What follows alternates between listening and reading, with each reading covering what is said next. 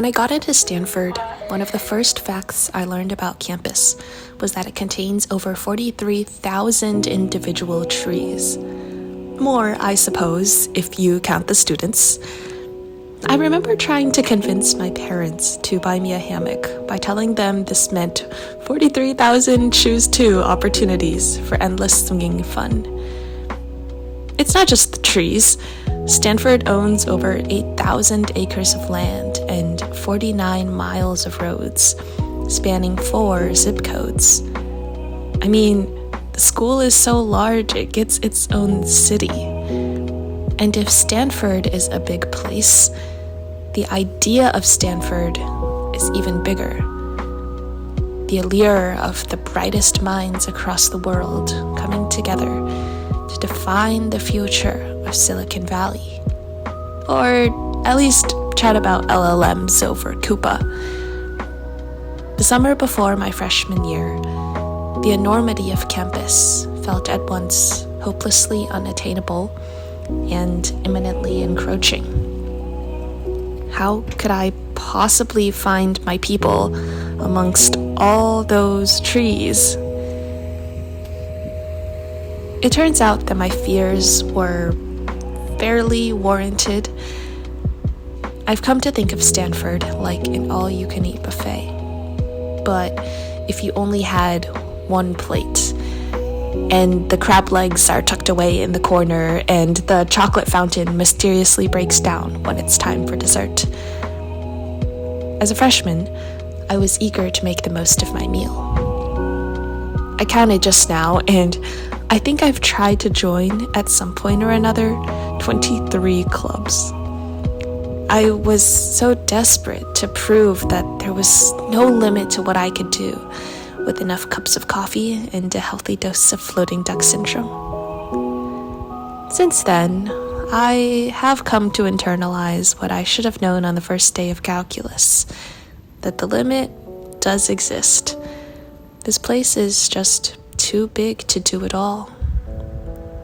Yet at the same time, Stanford can be kind of small too. No lecture hall is more than a 10-minute bike ride away, even if you're slow like me. And everything you need is within the borders of Campus Drive. The things we worry about here, whether we're taking enough CS classes or if our club funding grant will be approved, are so trivial compared to what lies outside the bubble. In a way, Stanford is not so much a farm but a nursery, an insular simulacrum of the realities beyond. I keep oscillating between these two conceptions of the school: unfathomably big or pathetically small, boundless paradise or pretentious prison. Neither feels quite right. I think that's partly why I like going on walks at night so much. There's clarity to focusing on the ground in front of you, when it's all you can see. On silhouettes rather than figures, shadows rather than objects. Campus on dark mode is easier on the eyes, a haunting reminder that even a place as grand and lively as Leland Stanford Junior University is reduced to a ghost town at night, exactly as big and small as the 8,000 acres of land it occupies. Of course, the tranquility never lasts very long before you see Hoover Tower looming over with its beady-eyed windows. Thanks, Herbert. For me, when the world feels very big or very small, my actions seem to be on such a different scale to everything else that they don't really matter. It's lonely to feel so distant from my surroundings, like a character yoinked out of the story. In chemistry, you can't force two molecules to touch, but you can turn up the heat to make more opportunities for them to collide by chance, like creating your own luck. But when molecules, or people, or ideas are far apart, or on a different scope entirely, it becomes hard for these serendipitous events to occur. Which is why, recently, I've been looking for ways to make the world feel a little smaller. A lot of it seems to just be waiting as the graph slowly becomes more densely connected. For the joy of, I know her. I went to the same summer camp as her sister in 4th grade. Or the thrill of, I think that theorem you're studying applies to my field in this surprising way.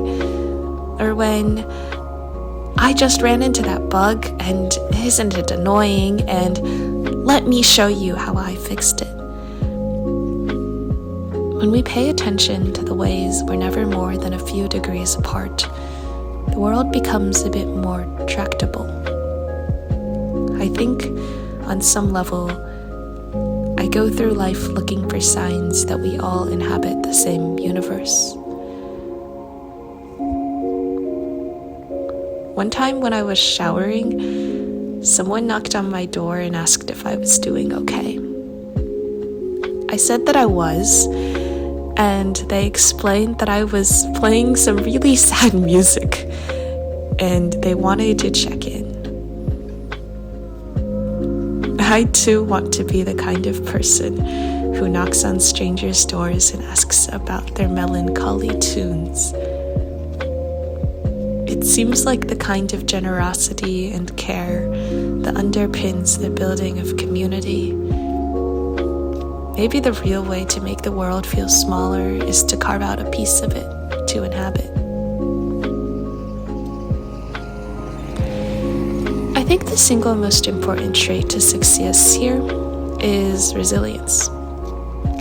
The ability to get up after each failure and hate yourself just enough to try to be better, but not so much that you give up, and to do it all 100 times over.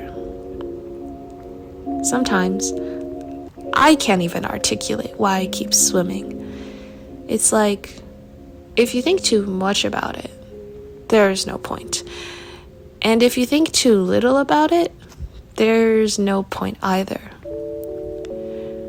Maybe happiness is just finding the right level of thought to put into things. While I was thinking about all this over a burrito in Stern, I overheard a conversation between 2 PhD students nearby. One asked something along the lines of, when I die, how am I going to be remembered? I mean, if someone were to sum up my life in 2 sentences, what would they say? The other responded, 2 sentences? I only need 2 words. Computer programmer. Perhaps at some point it's necessary to accept a sort of axiom of motivation, that there is a point. And only when you take that on blind faith can you begin to build larger notions of meaning. Otherwise, life just becomes absurd, encapsulated by 2 mundane words. So maybe it is just a delusion that things will fall into place when we least expect it. But if it is, it's the most powerful delusion we've got. Every day for the past 8 months or so, I've posted a photo from my camera roll, along with a pun, on Instagram. Some of them are, if I may, punderful. Others are downright groan-worthy, and the best are a bit of both. As silly as they are, puns have tangibly shaped my life. I first learned Python because I wanted our hackathon project, a therapy chatbot, to be named Thera.py. I'm making a short film now called Leaving Morrow. It's about leaving a town called Morrow tomorrow. in the fall. For me, puns offer an excuse to be playful, to take risks. To do something for the pun is de facto meaningful, a corollary to the axiom of motivation. I think puns also give coherence to a world that's otherwise so sparse. They're like a carefully crafted, if mildly artificial, sort of serendipity. It's so charming to create the illusion of coincidence. How lovely that it worked out that way.